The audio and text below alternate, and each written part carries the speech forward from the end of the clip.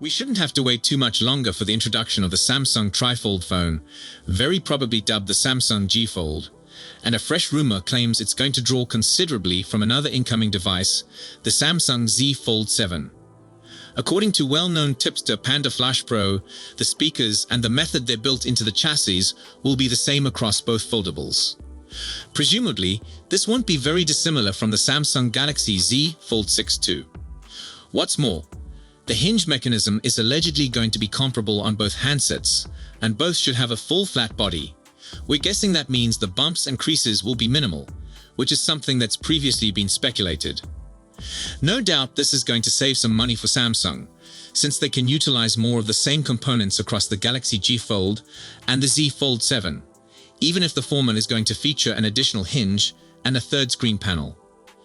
Samsung has already teased a Trifold device, so we know it's on the road, but we don't know much more about it, officially.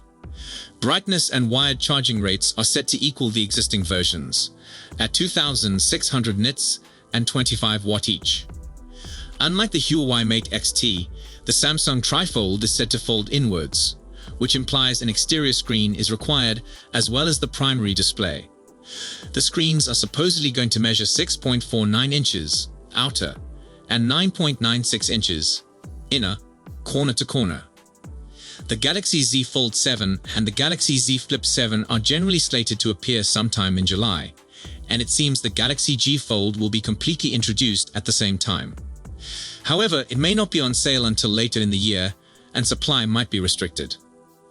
The business declared during its Q1 2025 earnings call that it intends maximize product competitiveness based on form factor innovation. Now, considering that Samsung hasn't introduced a phone with a new form factor since 2020, it means a new form factor is coming soon, with the Trifold design being the sole reported contender. The firm also mentioned that foldables will offer large screen experiences for fold, which might be a reference to the reported 9.9-inch screen of the Samsung Galaxy G Fold. That would make it a lot bigger than the 7.6-inch Samsung Galaxy Z Fold 6. Of course, we can't be sure about any of this, but it's previously been speculated that the Samsung Galaxy G Fold will come this year, so these statements further reinforce that forecast. However, it's also conceivable that the Samsung Galaxy G Fold won't have a worldwide launch, with one claim indicating it may only be available in China and Korea. In this case, you may not be able to purchase it. Still, there's always hope that it will go worldwide, and even if this original iteration doesn't, following models may well do. We absolutely hope the Galaxy G Fold will be widely accessible. However, since despite being one of the early pioneers of folding phones, Samsung hasn't done much to innovate in the sector for quite a time now, so a Trifold handset could really freshen up its foldable line. Samsung has announced that it's working on a Trifold foldable phone, and although we don't have too many specifics about it yet, the newest leak about the smartphone provides us some more information regarding the screen size. This report comes from well-known leaker Digital Chat Station, who indicates that we're looking at a primary screen size of roughly 9.9 inches. That's a tad smaller than the 10.2-inch display boasted by the Huawei Mate XT Trifold. It also fits up quite well with prior reports about the Samsung device. Such speculations have projected a primary screen size of 9.96 inches and an outside screen size of 6.49 inches, which also signals a major difference from the Huawei Mate XT. Whereas the three panels of the Mate XT fold back on each other, leaving a third of the screen visible when it's closed, the Samsung Trifold is likely to fold inwards, meaning all of the primary display gets covered up when it's shut, and a second display is required. This same source says that the Samsung Trifold will be debuting this year. It may turn up anytime around July, which is when the Samsung Z Fold 7 and Samsung Galaxy Z Flip 7 are slated to be revealed. Other murmurs we've heard surrounding the Samsung Trifold include that it'll deliver 2,600 nits of brightness on its panels, which is a pretty excellent amount and lines up with what's currently offered by the Samsung Z Fold 6. There's also been chatter that the Trifold would wind up being dubbed the Samsung Galaxy G Fold. That's by no means official yet, but that name would fit in well with the other folding phones that Samsung currently makes. The report indicates that the Trifold smartphone will feature video recording at 8K 30 FPS. However, it looks that just the main camera will be able to shoot footage at the aforementioned quality and speed. This is sad to discover, knowing that Samsung will charge a small fortune for the Galaxy Gfold, but we suggest waiting for additional developments, so stay tuned. The foldable phone conundrum. The biggest problem with foldable phones isn't that they're lousy phones. In reality, it just takes a cursory peek at our evaluations of the best foldable phones to know that they have their applications.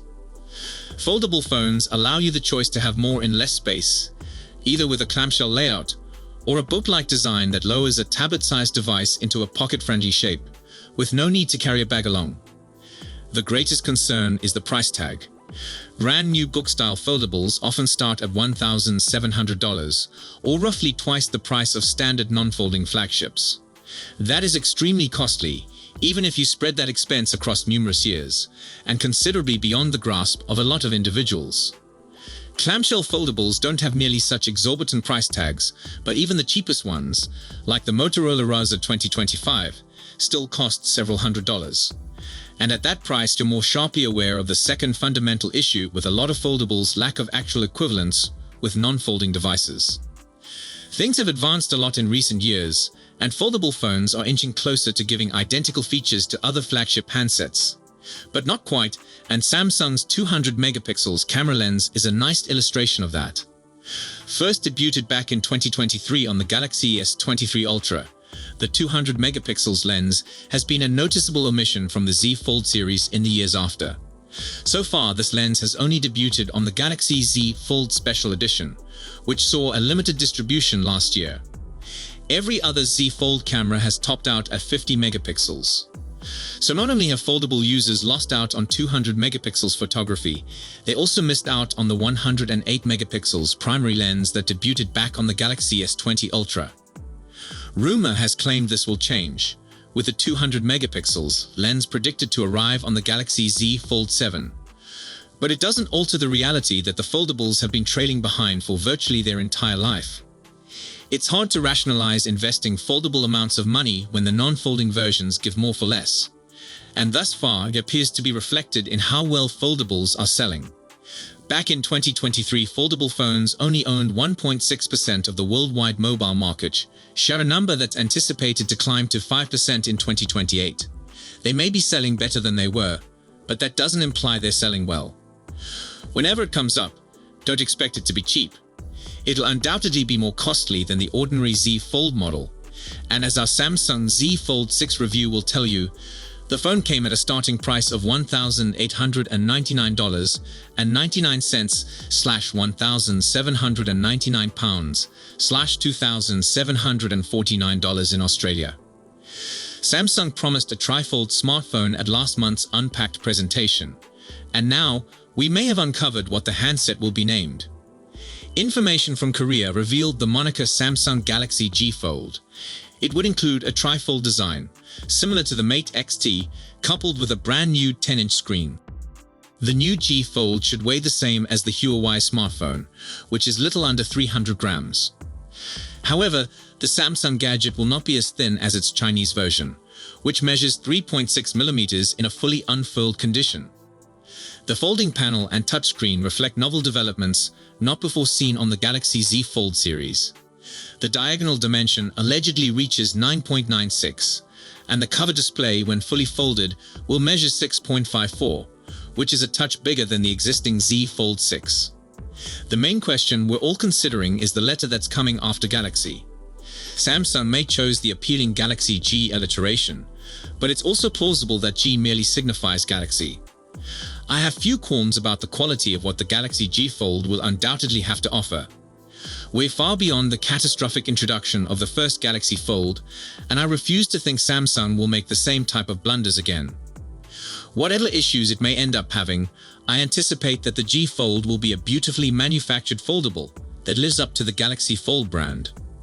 Foldable phones do not sell as well as non-folding phones, and there are some fairly legitimate reasons why consumers would want to avoid them.